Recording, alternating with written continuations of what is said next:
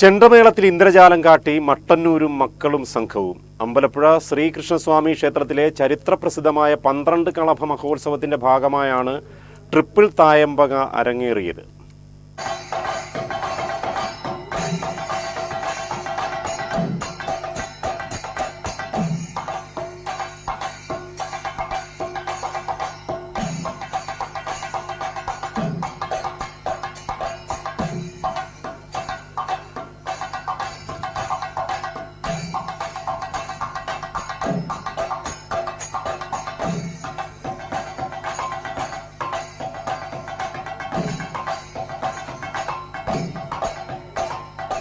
ഒന്നര മണിക്കൂറോളമാണ് കൃഷ്ണസന്നിധിയിൽ തായമ്പകയുടെ അലയൊലികൾ ഉയർന്നത്.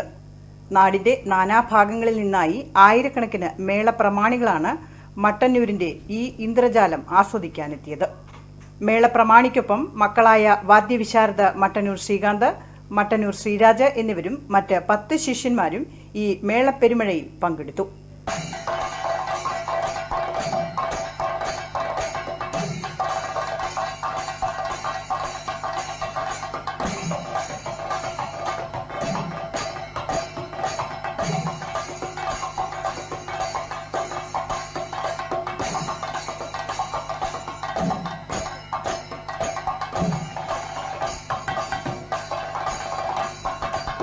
KMCN ആലപ്പുഴ.